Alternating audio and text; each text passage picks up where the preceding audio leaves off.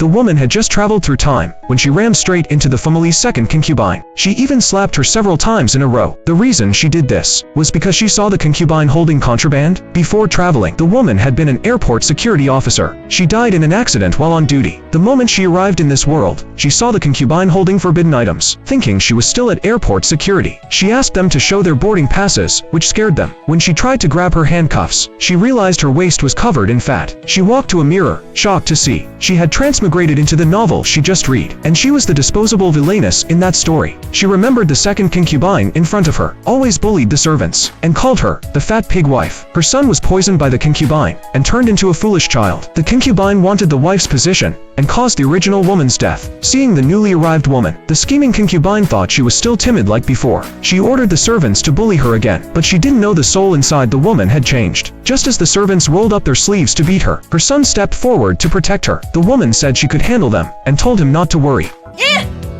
The general was on his way home, but he already suspected the second concubine. She mysteriously appeared on the night he was ambushed, and saved him. That was how she became the second concubine, but he didn't believe such a coincidence. He thought she had another motive, and had been investigating her secretly. As soon as he got out of the car, the butler reported that his wife and the concubine were fighting, and even pulled out guns. But when he arrived, he found the wife completely dominating the concubine. He asked his wife to stop, but the woman ignored him, grabbed a gun, and pointed it at him.